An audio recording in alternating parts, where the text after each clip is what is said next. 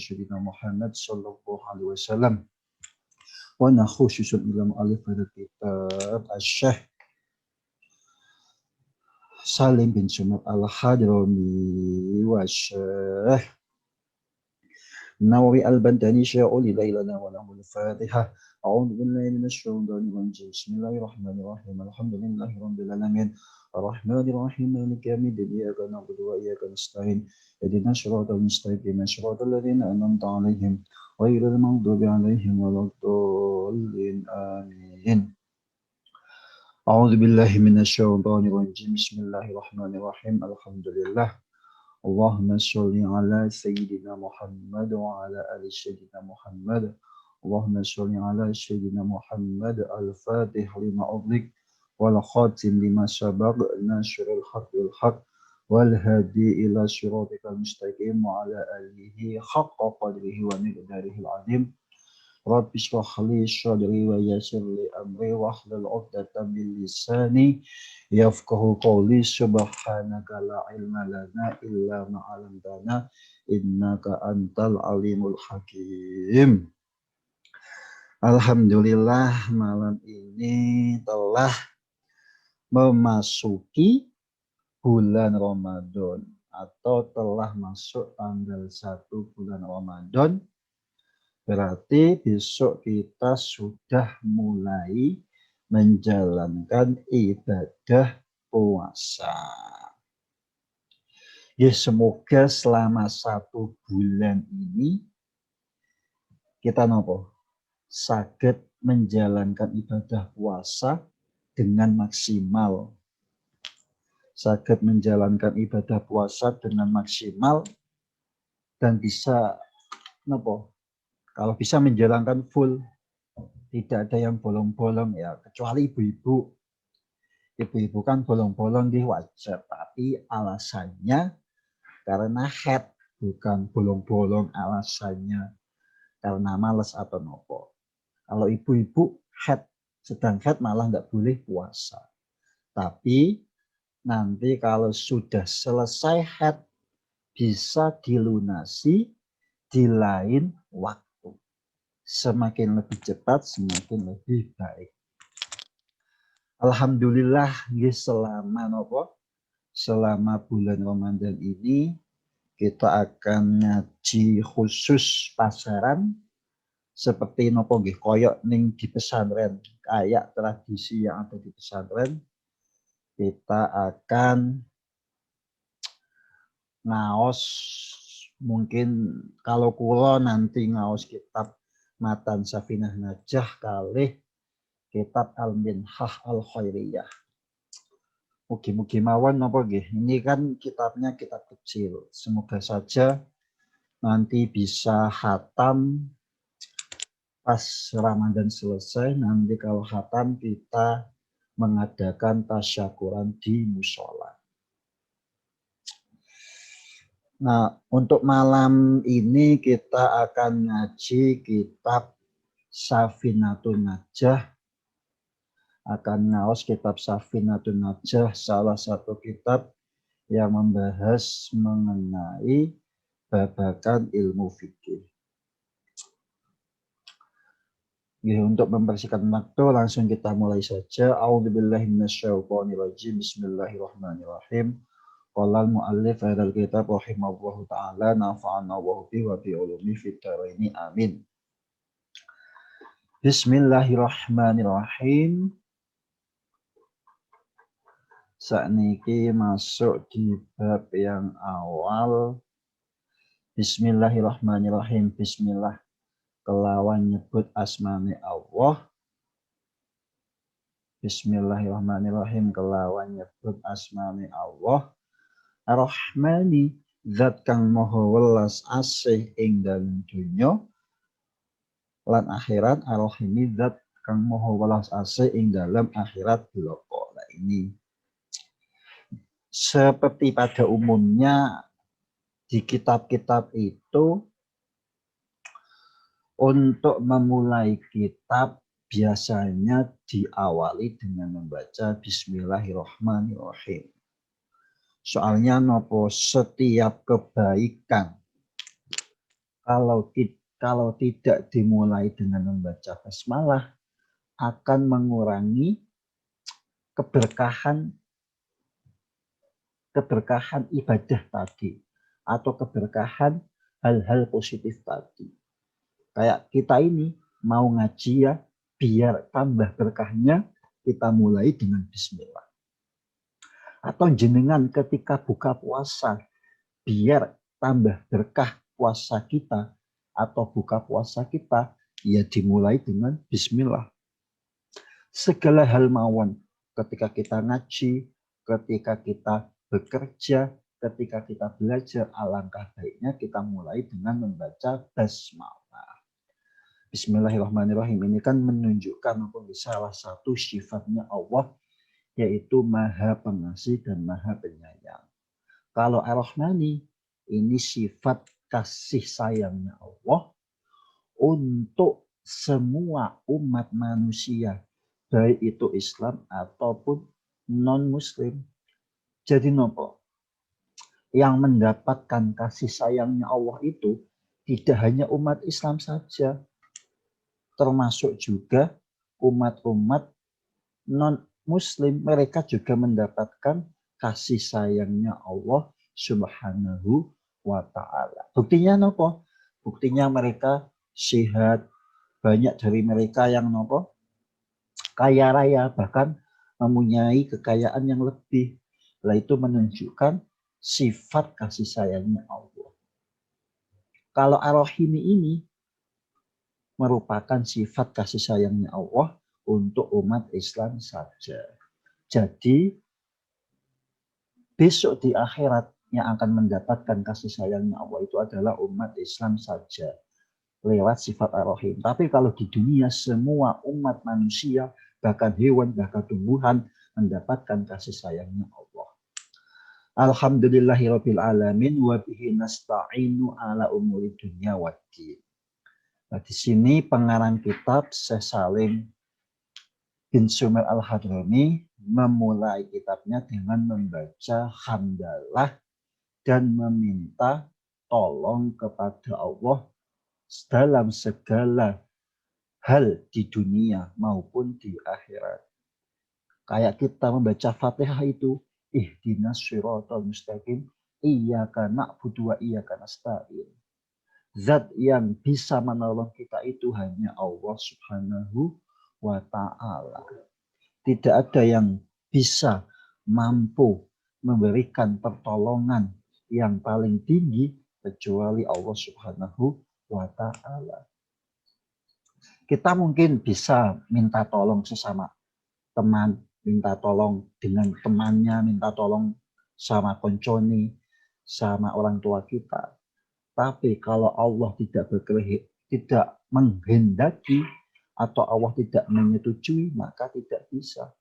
Soalnya yang bisa memberikan pertolongan itu hanya Allah. Kayak kita lah, kita nopo, misal kita sehat, kita sedang sakit. Kita sedang sakit, mau minta tolong kepada dokter, habis 1 M, habis jutaan. Kalau Allah belum menghendaki, ya kita belum bisa sembuh. Tapi kalau Allah menghendaki, kita akan sembuh seketika itu juga. Makanya ketika kita berobat kepada dokter itu hanya sebagai wasilah saja, sebagai perantara saja.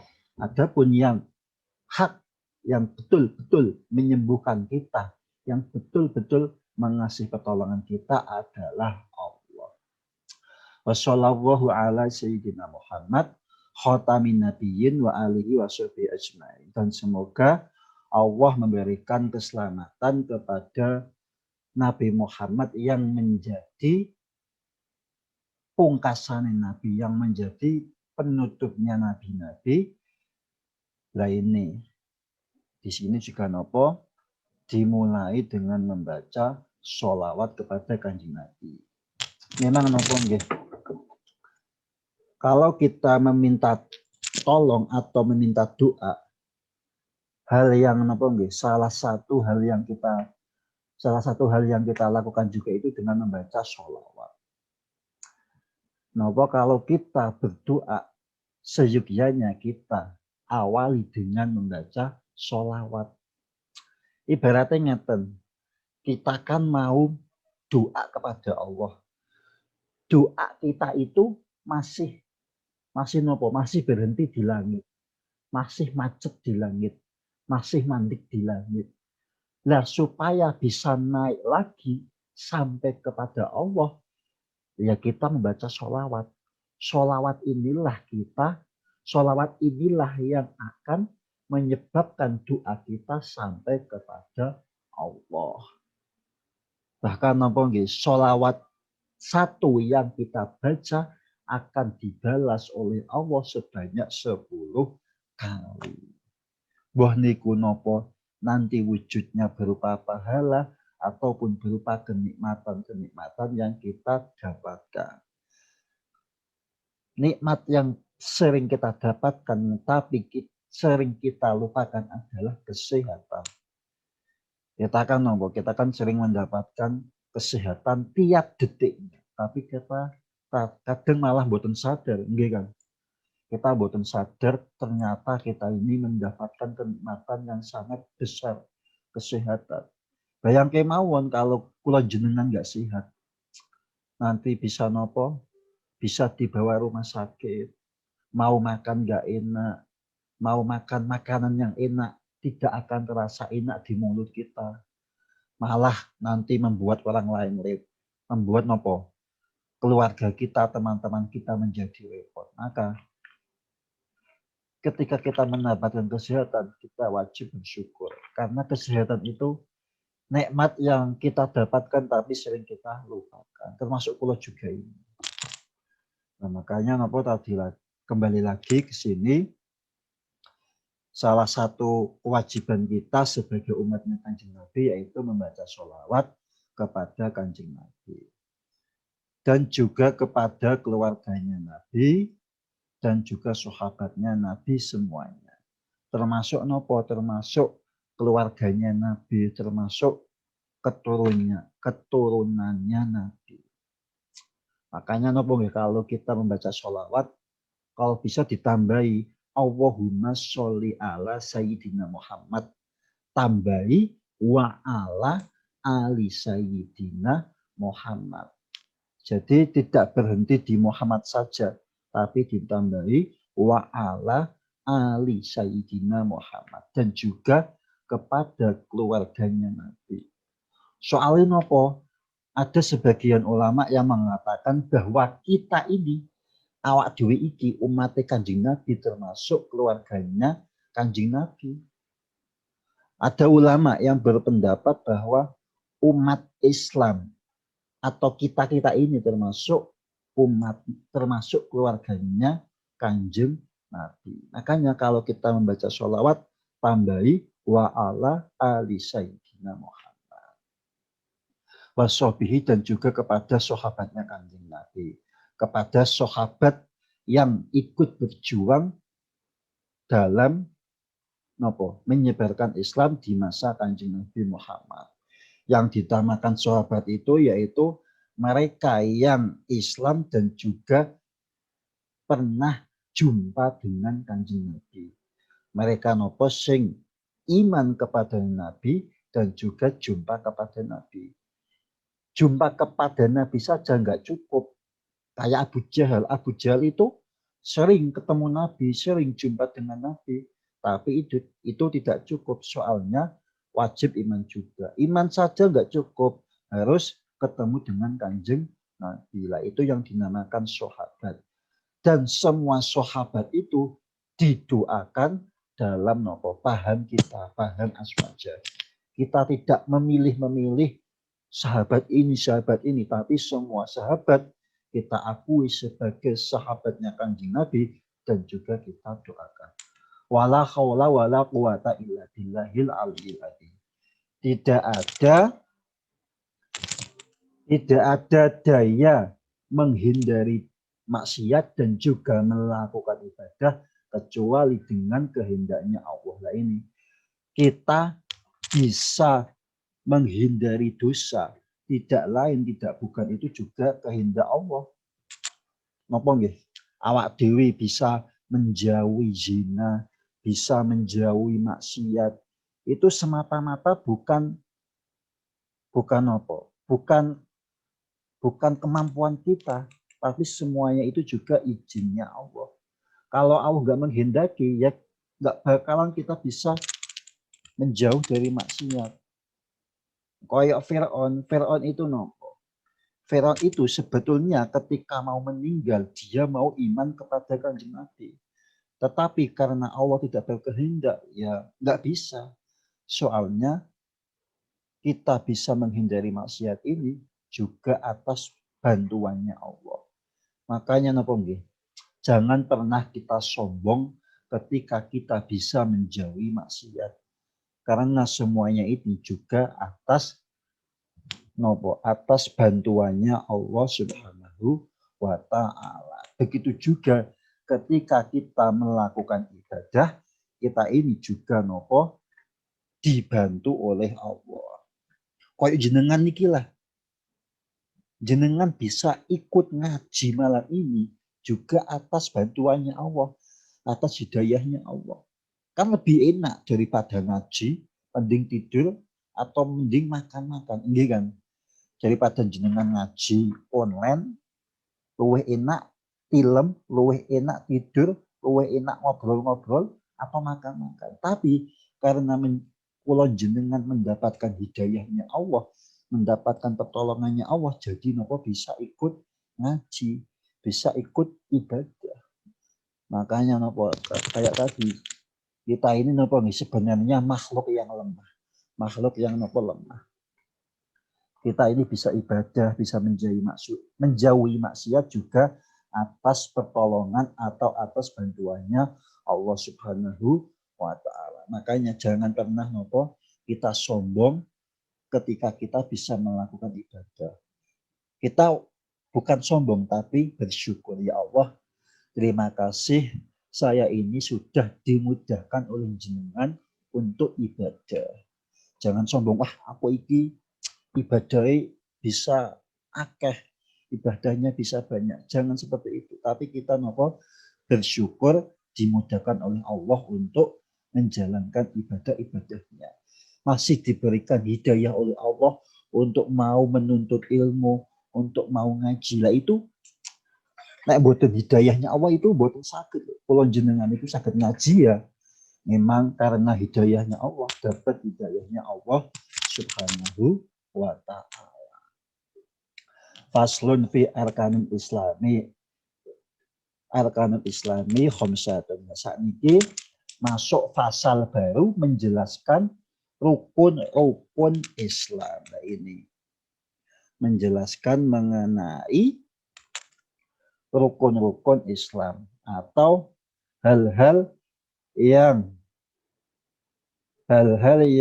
wajib dilakukan oleh kita sebagai umat muslim. Jadi kita sebagai wong Islam ini wonten hal-hal yang wajib kita lakukan. Napa mawon rukun wong Islam, arkanul Islamiyah khamsatun. Rukun Islam itu ada 5. Nah ini seperti seperti yang diajarkan oleh guru ngaji kita dulu waktu kecil atau mungkin waktu kita belajar di TK. Wonten rukun Islam. Yang pertama totalnya ada 5. Napa mawon?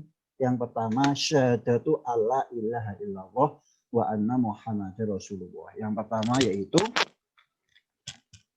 bersaksi bahwa tiada Tuhan selain Allah dan bersaksi bahwa Nabi Muhammad itu utusannya Allah. Nah ini kita harus percaya bahwa Tuhan di dunia ini yang hak hanyalah Allah Subhanahu wa taala. Dan juga bersaksi bahwa Nabi Muhammad itu adalah utusannya Allah. Napa ini? Ini napa? Miftahul jannah la ilaha illallah. Kunci masuk surga itu adalah membaca la ilaha illallah. Gampang napa mboten? Kunci masuk surga itu hanya bersyahadat. Kuncinya. Makanya jangan sampai kita kok nggak bisa masuk surga. Soalnya kuncinya itu mudah. semua orang muslim itu pasti akan masuk surga. Boh niku maksiat, boh niku boten maksiat, semuanya akan masuk surga. Tapi ada yang langsung masuk surga, ada yang masuk dulu di neraka. Dicuci dulu dia. Orang manusia yang umat Islam yang melakukan maksiat itu ibaratnya nopo? Besi yang karatan. Besi yang karatan itu kan nopo? Biar bisa digunakan lagi dan menjadi kinclong itu harus disepuh dulu, harus diobong dulu biar bisa bersih atau bisa digunakan. Begitu juga manusia. Surga itu kan tempat untuk orang-orang yang suci. Lah umat Islam dulu yang itu masih banyak maksiatnya, biar bisa masuk di surga sebagai tempat yang suci harus dicuci dulu di neraka. Ya semoga kita besok masuk surga tanpa masuk neraka dulu. Amin. Allahumma amin. Nah ini juga nopo syahadat ini kan sebagai salah satu bacaan yang wajib dibaca ketika seseorang masuk Islam. Awak dewi kan alhamdulillah sejak kecil sudah nopo sudah menjadi umat Islam, mempunyai keturunan dari orang tua kita yang beragama Islam. Sebenarnya sebelum kita di dunia ini, kita sudah mempunyai janji kepada Allah.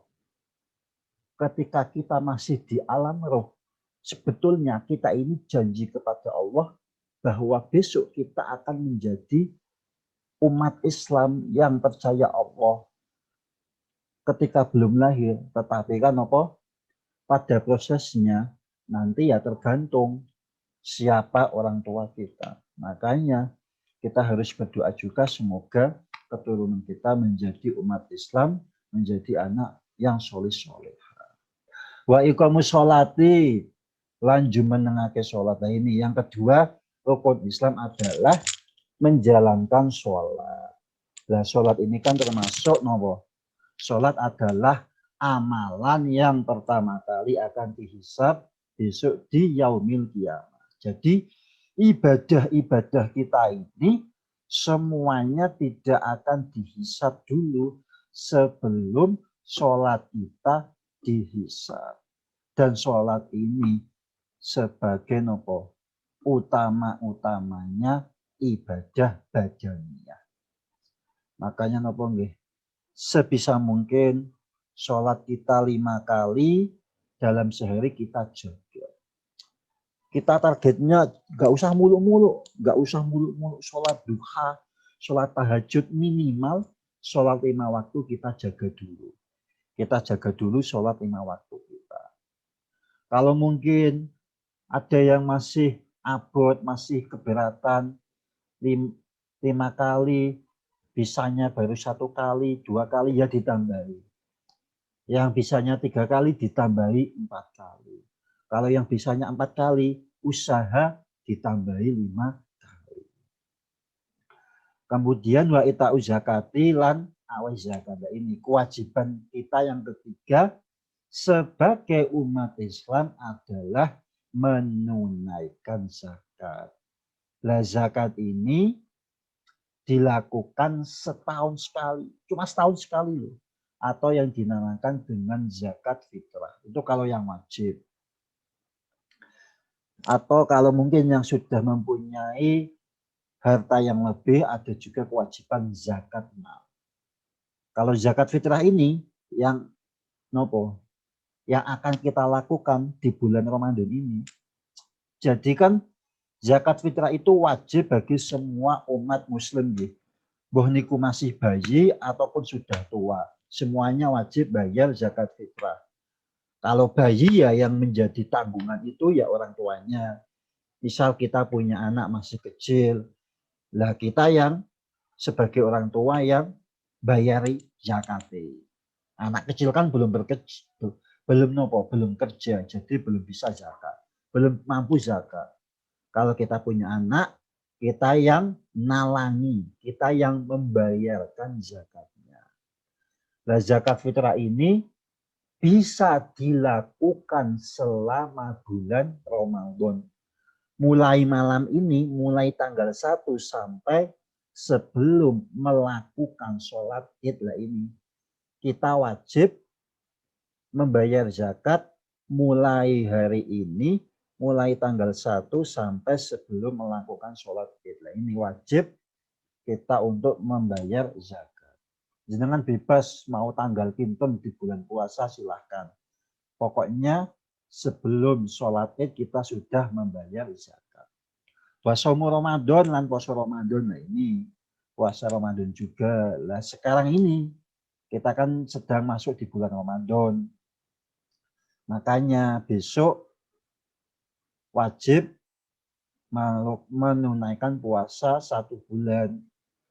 Kalau bagi laki-laki nggak ada alasan untuk meninggalkan puasa kecuali sakit atau kecuali nopo. Lah kalau ibu-ibu ini wajib puasa kecuali sedang haid. Kalau sedang haid ibu-ibu dapat bonus nggak puasa. Kalau puasa malah nggak boleh. Jadi ibu-ibu kalau sedang haid malah nggak boleh puasa. Tapi besok di bulan lain bisa dilunasi hutang-hutang puasa kita. Wahajul baiti lan haji man istata'a ilaihi sabilan. Yang kelima, rukun Islam adalah haji ke Baitullah atau di Makkah. Lah ini bagi yang sudah mampu. Misal kalau jenengan sudah mampu, wajib menunaikan haji. Atau misal gini, kalau jenengan sehabis pulang dari Taiwan, punya harta yang cukup, bisa memenuhi kebutuhan, kemudian masih ada sisa, dan sisanya itu cukup buat melaksanakan ibadah haji, buat daftar haji, maka kita wajib menunaikan ibadah haji. Ibadah haji ini diwajibkan bagi yang sudah mampu. Kalau sholat, puasa, zakat itu insya Allah pada mampu semuanya. Kalau haji ini bagi yang mampu. Soalnya kan haji itu kan biayanya mboten murah. Selain itu haji itu juga dibutuhkan fisik yang bagus. Kalau udah tua kan agak kesulitan. Semoga saja kita besok bisa menunaikan ibadah haji. Amin. Allahumma amin. Faslun fi arkanil imani. Nah, saat ini membahas mengenai rukun iman. Arkanul imani sittatun. Rukun iman itu ada 6. Tadi kalau rukun Islam ada 5. Rukun Islam ada 5. Saat ini rukun iman ada 6. Napa mawon antuk mina billah wa malaikatihi wa kutubihi wa rusulihi. Yang pertama, kita dikatakan sebagai mukmin atau orang yang beriman wajib iman kepada Allah. Lah ini kita wajib iman kepada Allah, wajib iman terhadap keadaan Allah Subhanahu wa taala. Betul, memang kita ini nggak bisa melihat Allah, tetapi kita bisa melihat kekuasaannya Allah. Buktinya apa? Buktinya ya alam semesta ini.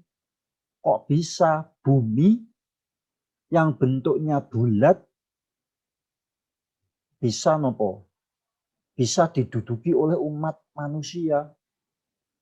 Coba jenengan bayangke, misal jenengan megang jeruk. Megang bola lah. Megang bola. Kalau di bagian bawah bola itu jenengan kasih benda, mesti bendanya bakal jatuh. Tapi kok kita nggak jatuh? Lah ini kekuasaannya Allah. Atau ini kok bisa? Manusia ini kan awalnya cuma setetes mani. Manusia ini awalnya cuma setetes mani. Kok bisa jadi gede? Tingginya sampai 1,5 meter, bobotnya sampai 70 kilo. Padahal awalnya itu cuma setetes mani. Lah ini semua itu kekuasaannya Allah Subhanahu wa taala. Maka kita wajib iman kepada Allah Subhanahu wa taala. Yang kedua, wajib iman kepada malaikat-malaikatnya Allah. Napa nggih, malaikat ini termasuk juga makhluknya Allah yang mendapatkan tugas-tugas khusus. Malaikat kan yang wajib diketahui wonten 10. Jibril, Mikail, Israel, Mungkar, Nakir, Raqib, Atid, Ridwan, Malik. Itu. Kita juga wajib percaya bahwa malaikat-malaikat ini ada. Misal malaikat yang mencabut nyawa kita. Besok ketika kita meninggal, itu yang mencabut adalah malaikat Israel. Nah, kita wajib percaya terhadap adanya malaikat. Awak dhewe wajib percados nek malaikat niku wonten. Wa kutubihi lan kitab-kitabnya Allah. Nah ini kitab-kitabnya Allah ini ku wonten pinten? Kitab-kitabnya Allah itu wonten 4. Zabur, Taurat, Injil, Al-Qur'an. Napa Zabur, Taurat, Injil, Al-Qur'an. Kalau Zabur itu diturunkan kepada Nabi Daud. Taurat diturunkan kepada Nabi Musa. Injil diturunkan kepada Nabi Isa. Al-Qur'an diturunkan kepada Nabi Muhammad.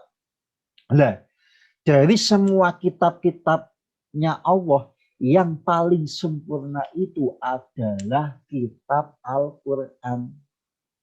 Napa yang paling sempurna itu adalah kitab Al-Qur'an. Dan yang akan dijaga oleh Allah sampai kiamat adalah Al-Qur'an. Jadi napa? Al-Qur'an yang ada saat ini itu sama seperti Al-Qur'an yang ada pada zaman Nabi. Beda sama kitab-kitab lain. Kalau kitab-kitab lain itu sudah nopo, sudah diubah-ubah oleh nopo, oleh tiang-tiang yang nopo penipu. Tapi kalau Al-Quran tidak akan bisa diubah sampai kiamat. Soalnya Al-Quran itu kitab yang paling sempurna. Makanya kita wajib syukur kita mempunyai kitab suci yaitu kitab Al-Quran. Wa rusulihi lan utusannya Allah. Yang keempat, kita juga wajib iman kepada utusan-utusannya Allah. Yang wajib diketahui itu ada 25. Tapi kalau yang wajib kita ketahui itu ada 25, tapi kita wajib juga percaya adanya rasul-rasul selain itu. Ya, alhamdulillah juga kita ini juga sebagai umatnya Nabi Muhammad.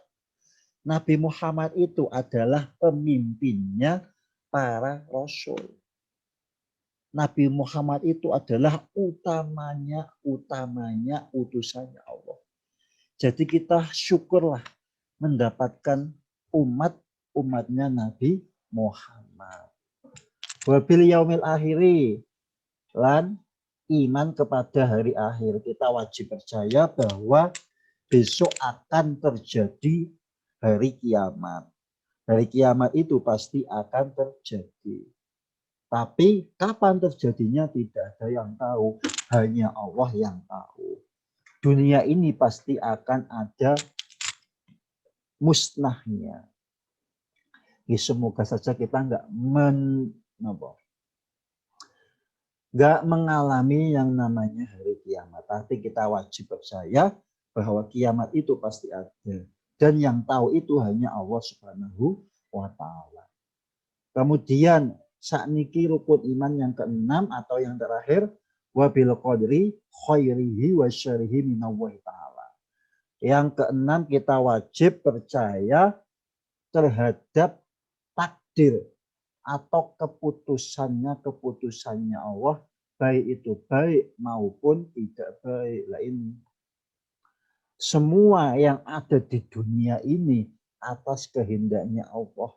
Semua yang ada di dunia ini atas nopo ketentuannya Allah yang sudah dibuat. Kayak niki, awak dewi itu bisa tinggal di Taiwan. Semuanya itu kehendaknya Allah. Nggih napa mboten? Siapa yang mungkin sejak kecil cita-cita pengen ke Taiwan? Kan enggak ada. Termasuk kula. Kula enggak punya cita-cita ke Taiwan. Tetapi atas kehendaknya Allah kita bisa hidup di Taiwan. Lah, semua takdir yang baik dan buruk itu datangnya adalah dari Allah. Misal kita mendapatkan kabar baik, misal kita mendapatkan rezeki uang, kita mendapatkan rezeki anak, kita mendapatkan rezeki kesehatan, kita mendapatkan rezeki bisa memenuhi kebutuhan, bahkan kita mempunyai harta benda yang lebih. Lah, itu semuanya atas ketentuannya Allah. Itu yang baik maupun yang jelek juga. Misal kita sakit, misal ada keluarga kita yang meninggal, semuanya itu atas kehendaknya Allah Subhanahu wa Ta'ala. Dan kita wajib percaya bahwa semua yang terjadi ini atas kehendak Allah Subhanahu wa Ta'ala. Maka janganlah kecewa lah. Misalnya awak dewi pengen ngene, kok belum dipenuhi sama Allah. Itu bukan berarti bukan berarti Allah tidak sayang kita. Allah itu akan mengabulkan doa di waktu yang terbaik. Allah itu akan mengabulkan doa kita di waktu yang terbaik, bukan di waktu yang kita inginkan. Misalnya ya Allah, saya ini pengen segera nikah, tapi kok nggak datang-datang jodohnya. Itu bukan berarti Allah nggak sayang sama kita, tapi Allah itu lebih tahu kapan waktu yang tepat untuk kita menikah. Jadi Allah itu lebih tahu dan lebih mencintai kapan datangnya nikmat kepada kita. Faslun fi makna kalimat tauhid. Wa makna la ilaha illallah la ma'budu bihaqqin fil wujudi illallah. Saat ini membahas mengenai kalimat la ilaha illallah. La ilaha illallah ini kan termasuk salah satu bagian saking kalimat syahadat. Ketika kita membaca syahadat itu kan ada ada la ilaha illallah. Lah sebenarnya makna la ilaha illallah ini? La ilaha illallah itu maknanya adalah tidak ada yang hak disembah yang wujud selain Allah. Maksudnya pripun? Agama di dunia ini kan sangat banyak sekali. Agama di dunia ini sangat banyak sekali. Dan mereka memiliki Tuhan-Tuhannya masing-masing. Ada yang Tuhannya patung, ada yang Tuhannya dewa, ada yang Tuhannya dewi. Tapi semuanya itu tidak hak disembah. Soalnya yang hak disembah itu hanyalah Allah Subhanahu wa Ta'ala. Yang hak kita sembah sebagai manusia itu adalah Allah Subhanahu wa Ta'ala. Itu maksudnya kalimat la ilaha illallah. Faslun fi alamatil buluhi lah saat ini masuk pembahasan baru, membahas mengenai tanda-tandanya orang balik. Penting ini. Salah satu yang mendapatkan kewajiban puasa itu kan wong balik. Napa? Sing wajib nglakoni poso niku wong balik. Kayak niku lah. Insyaallah kan sing ting mriki pun balik sedanten, nggih kan? Insyaallah sing ngaos niki pun balik sedanten. Lah tanda-tanda balik niku napa mawon? Alamatul bulughi salasun.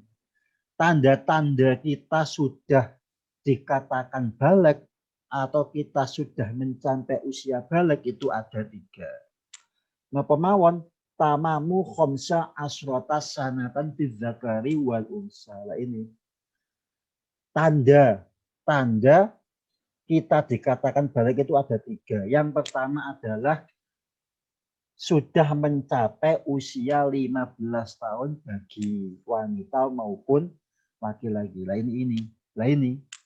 Ketika kita punya anak, anaknya kita ini sudah usia 15 tahun, berarti dia ini sudah memasuki usia balik. Berarti sudah wajib poso, sudah wajib sholat. Soale sampun balik. Nah ini. Pokoknya nek wis 15 tahun berarti anak kita sudah mencapai usia balik. Baik itu laki-laki maupun wanita. Itu yang pertama. Wal ihtilamu fi zakari wal untha litis'isinina. Atau dia pernah mengalami yang namanya mimpi metu mani. Misal nopo? Misal kita punya anak laki-laki atau wanita, dia ini sudah atau pernah mengalami mimpi basah lah. Sudah mengalami mimpi basah, maka berarti sudah balik. Dan usianya itu sudah 9 tahun. Nah ini. Misal usianya sudah 9 tahun dan juga pernah mengalami mimpi basah. Berarti sudah balik. Kalau misal belum 9 tahun ya belum bisa dikatakan balik. Misalnya 7 tahun sudah mimpi basah, itu belum dikatakan sebagai balik. Minimal mimpi basah itu adalah 9 tahun. Wal khaidulan hadfil unsa litis isina. Atau yang ketiga, mengalami haid minimal usia 9 tahun. Nah ini, misal kita punya anak wanita, sudah 9 tahun, dan sudah metu getah haid, itu menunjukkan anak wanita kita sudah balik. Khusus wanita. Kalau laki-laki enggak haid. Nah, laki-laki metu getah itu bukan haid, tapi nopo penyakit atau penyakit wasir atau nopo lah. Haid itu hanya untuk wanita. Dan minimal usia 9 tahun dikatakan balik bagi yang haid.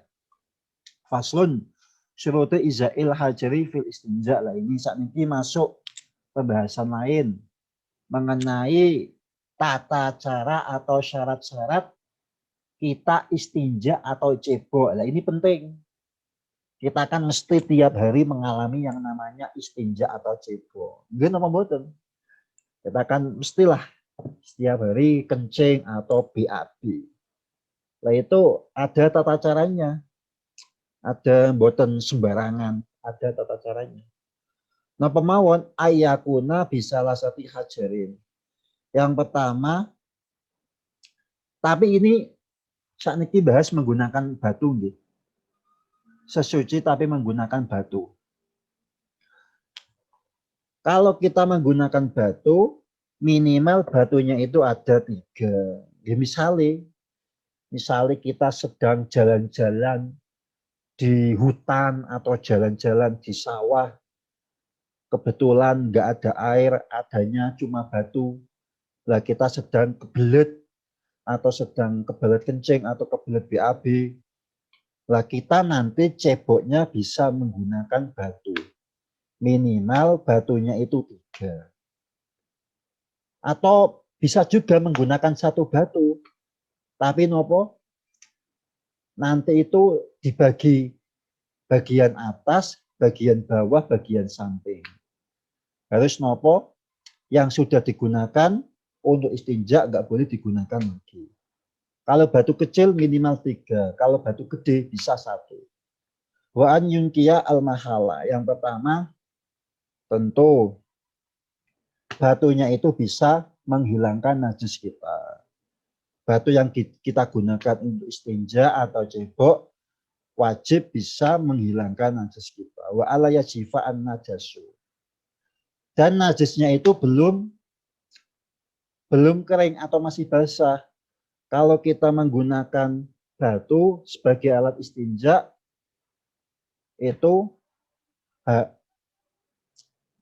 wajib masih basah, nggak boleh sudah kering. Pokoknya ketika habis istinja langsung kita bersihkan sebelum garing atau masih basah najisnya. Misal nopo? Misal teleke atau air kencing kita masih basah, itu boleh dibersihkan menggunakan batu. Wala yang takila wala yatu'a alaihi akhirin. Dan nopo? Dan najisnya itu belum dipindah. Misalnya kita BAB. Lah kotorannya itu masih belum pindah ke kempol, belum pindah ke betis, belum pindah ke nopo, ke dengkul. Lah itu boleh digunakan untuk sesuci menggunakan batu. Kalau sudah pindah-pindah, bahasa Jawanya itu kepret-kepret, itu enggak boleh. Dan nopo, dan tidak ada najis lain lagi. Misalnya nopo, misal kita BAB, belum cebok sudah BAB lagi. Lah itu enggak boleh. Pokoknya habis BAB langsung segera mungkin dibersihkan menggunakan batu. Soalnya niki nopo pembahasannya menggunakan batu. Wala yujawiza safhatahu wa safhatahu. Lah ini enggak boleh nopo najisnya itu sudah kepret-kepret atau sudah menyebar di nyuwun sewu di pantat kita atau di kaki kita. Enggak boleh najisnya itu sudah kepret-kepret. Najisnya harus masih seperti keadaan awal. Wala yusibahu ma'un, dan tidak boleh kena air. Kalau sudah kena air enggak boleh menggunakan batu. Kalau kena air ya menggunakan air mawon. Wa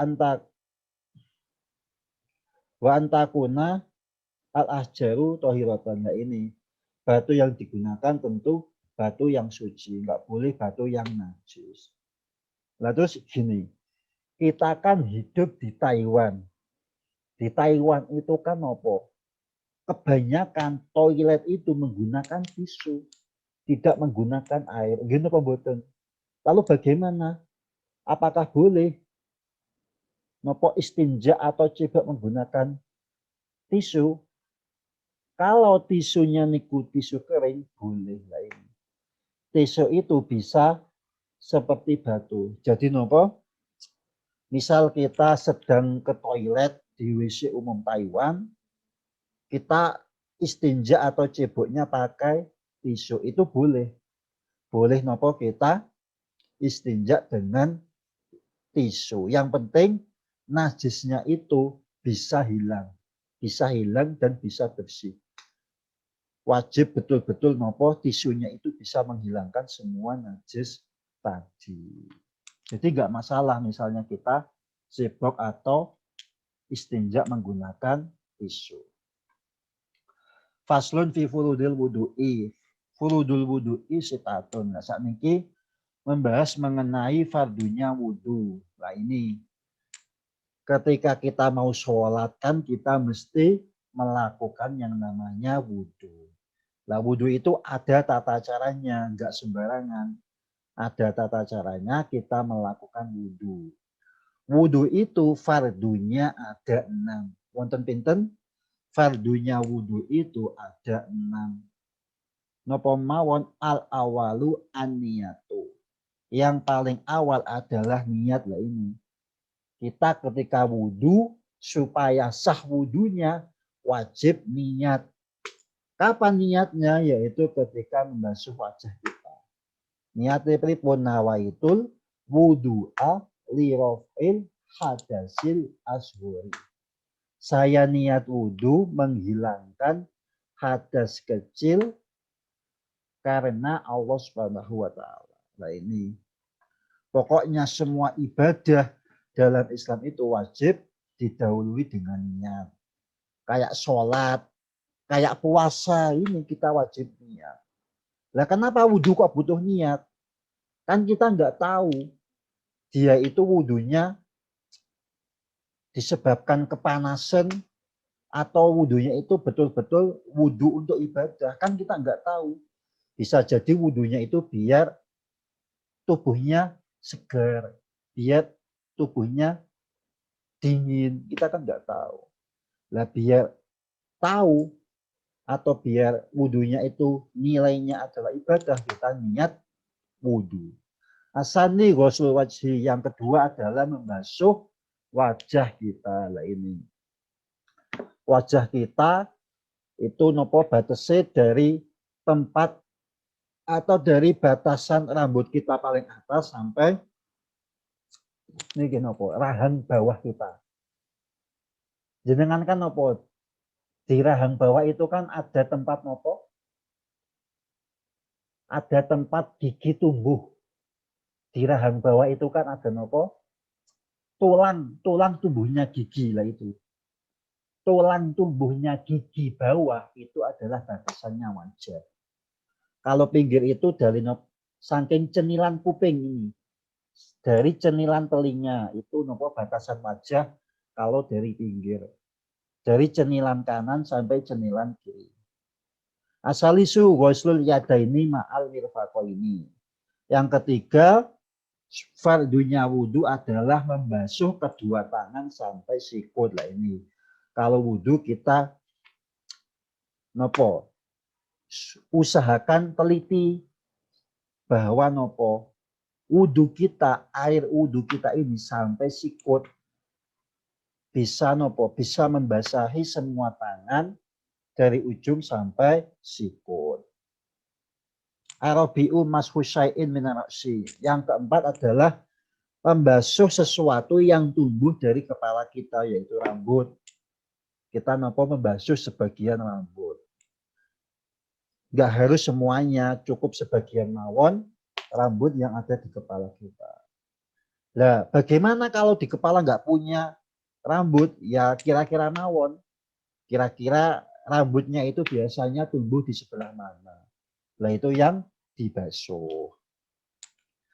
Al-khamisu ghuslu rijlaini ma'al ka'baini. Yang kelima adalah membasuh kedua kaki sampai mata kaki atau polok basa Jawa ini lah ini nopo.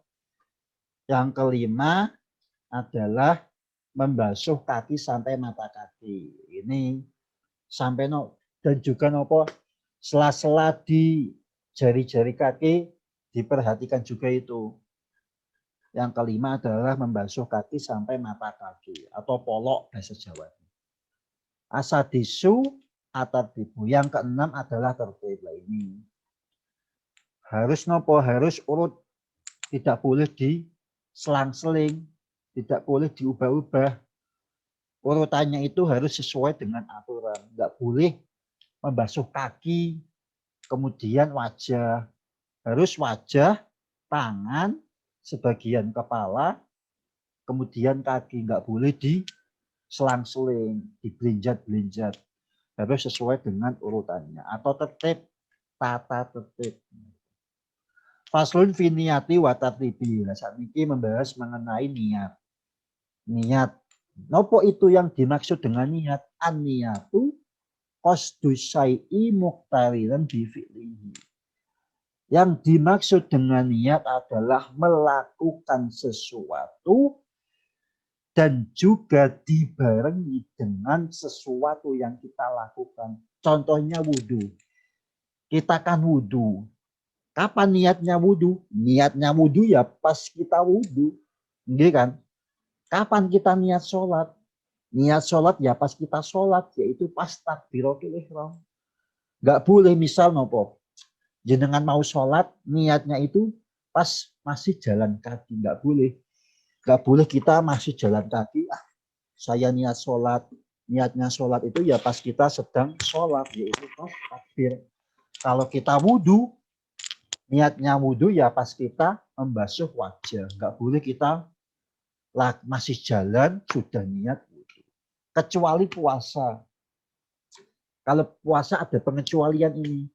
Kalau puasa ini kita niatnya sebelum puasa. Ada pengecualian atau ada kekhususan kecuali ibadah puasa. Kalau kita puasa, niatnya itu sebelum kita puasa. Misalnya puasa Ramadan ini, kita kan puasanya dimulai waktu subuh sampai waktu maghrib. Dan niat puasanya itu sebelum waktu subuh. Misalnya saat ini atau jam 3 atau jam 2 lah itu niatnya puasa. Khusus puasa niatnya itu sebelum puasa. Nah terus sebetulnya di mana kita itu niat? Wa mahaluha al-qalbu wa talafudhu biya sunatun. Tempat niat itu adalah di hati lain. Ketika kita wudhu, ketika kita sholat, ketika kita puasa, niatnya itu adalah di hati kita masing-masing. Gak ada yang tahu niatnya orang lain kecuali dia sendiri. Soalnya niat itu ada di hati. Adapun ketika kita mengucapkan niat dengan mulut kita, hukumnya adalah sunnah. Misalnya nawaitu soma hodin an adai, dibaca bareng-bareng pas tarawih itu sunnah. Mengucapkan niat dengan mulut sunnah, yang wajib itu adalah di hati. Wa waktuha inda ghusli awali juz'in minal wajhi. Niki kan sedang membahas wudhu. Kapan niat kita saat wudhu? Saat wudhu niat kita adalah ketika kita membasuh bagian wajah yang pertama kali. Nah, itu niat wudhu kita itu kita baca saat kita membasuh wajah kita atau muka kita yang pertama kali. Soalnya nopo? Wudhu itu kan disunahkan 3 kali. Membasuh muka 3 kali, membasuh tangan 3 kali, membasuh kaki 3 kali. Nah, niat wudhu kita itu saat pertama kali membasuh wajah kita. Wa tartibu ala yuqaddama udwun ala udwin. Nopo yang dimaksud dengan tertib? Yang dimaksud dengan tertib adalah tidak mendahulukan anggota dengan anggota lain. Maksudnya pripun? Pas kita wudhu kan membasuh muka, kemudian membasuh tangan. Nggak boleh membasuh tangan, kemudian membasuh muka. Nggak boleh nopo dibalik. Wajib urut. Wajib membasuh muka dulu, kemudian membasuh tangan. Itu yang dinamakan dengan tertib. Terus kalau tambahi sedikit lagi. Faslun fi ahkamil ma'in. Nah, saat ini membahas mengenai pembagian air atau banyu. Banyu itu kan ada nopo, ada pembagiannya. Al-ma'u qalilun wa kasirun. Air itu, banyu niku, ada kalanya sedikit, ada kalanya banyak. Nopo? Ada kalanya sedikit, ada kalanya banyak. Itu nopo pembagian air. Fal qalilu dunal kolataini wal kasiru kolatani fa'aksar. Saniki membahas mengenai air. Yang dimaksud dengan air sedikit itu adalah air 2 kulah. Air yang kurang, yang tidak mencapai 2 kulah. Apa? Air sedikit itu air yang tidak mencapai 2 kulah. Ya nganu lah. 2 kulah itu nopo? Kamar bak mandi yang panjangnya itu setara dengan nopo? Hasta kita, tangan kita sampai sikut kita. Itu nopo? 2 kulah. Nah, kalau bisa kula jenengan itu nopo? Ketika membuat kamar mandi minimal panjang, tinggi dan lebarnya itu 2 meter. 1,5 meter lah. Minimal nopo 1,5 meter. Jangan sampai kurang dari 1 meter. Nanti malah bisa jadi kulahnya itu tidak mencapai 2 kulah. Minimal air sedikit itu adalah air yang tidak mencapai 2 kulah. Nah, 2 kulah itu adalah nopo? Kalau banyu dilebok kening nopo? Di bak, panjang baknya itu kurang dari nopo? 1 hasta. Hasta itu panjang tangan samping ujung sampai sikut. Itu yang dinamakan hasta. Atau total 270 liter lah. Air sedikit itu adalah air yang tidak mencapai 270 liter. Kalau sebaliknya yang dinamakan air banyak adalah air yang mencapai volume 270 liter. Napa banyu sing luwih saka 270 liter. Makanya kalau bisa kita apa? Bak mandi yang kita buat itu minimal 1,5 meter panjang, tinggi dan lebarnya. Al-qalilu ya tanajasu biwuku'in najasati bihi wa ilan yatagoyara ini.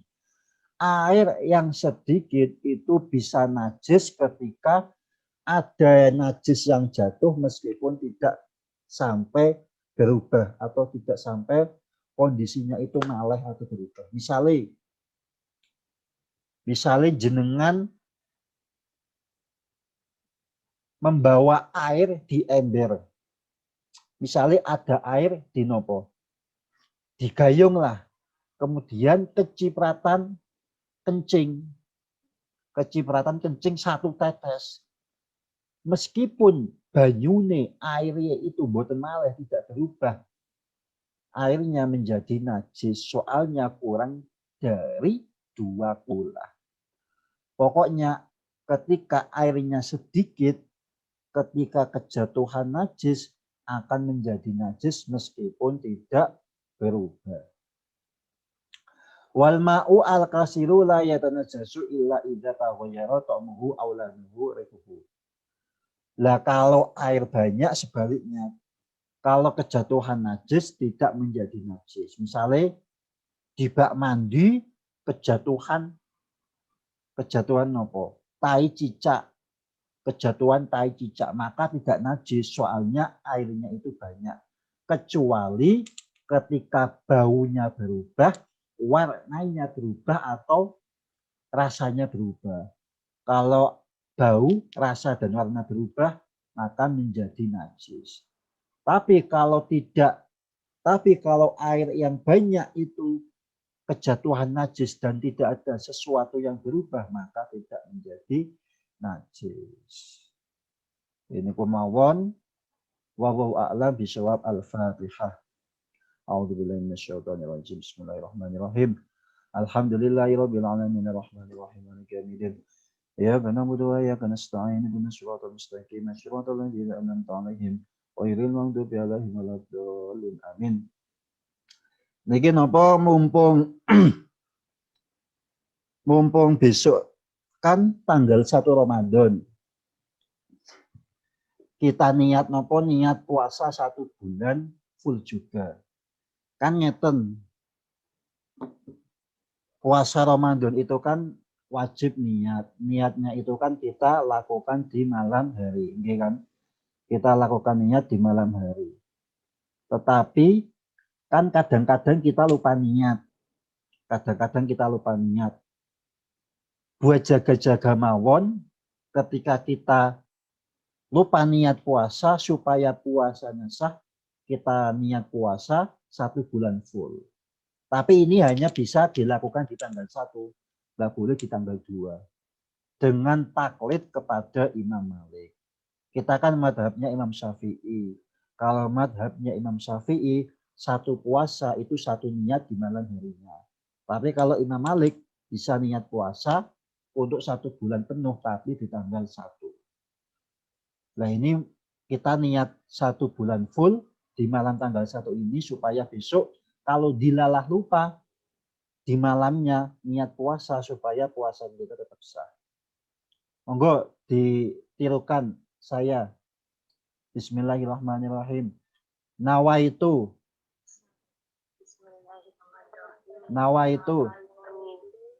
sauma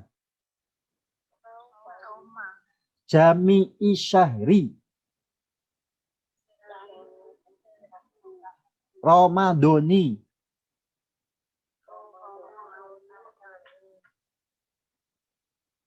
hadhihi sanati taqlidan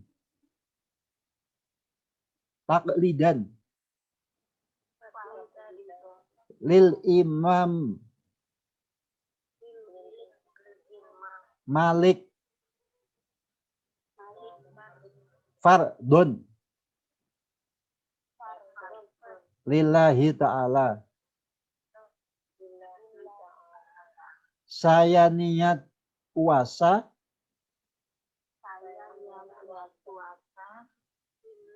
keseluruhan bulan Ramadan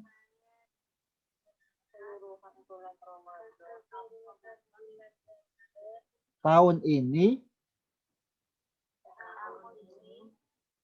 dengan taklid kepada Imam Malik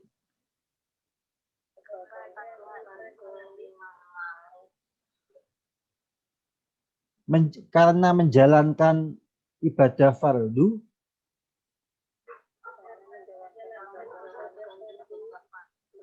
karena Allah Ta'ala. Nah, ini nopo kita kan niku biasanya kan niat puasa itu kan malam hari. Misal tanggal 1 ya niatnya pas malam 1. Tanggal 2 niatnya puasa pas malam tanggal 2. Kita kan kadang-kadang lupa pas malam ini. Nah itu supaya puasanya kita sah meskipun malamnya lupa niat, kita nopo di malam tanggal 1 niat puasa selama 1 bulan pun dengan taklid ke Imam Malik. Tapi jangan sampai yuk, aku udah niat 1 bulan, besok tak nggak niat lagi ya, nggak boleh juga. Tetap niat nopo besok setiap malamnya ini cuma buat jaga-jaga ketika kita lupa niat di malam harinya. Niku mawon subhanakallahumma wa bihamdika asyhadu an la ilaha illa anta astaghfiruka wa atubu ilaik. Wassalamualaikum warahmatullahi wabarakatuh.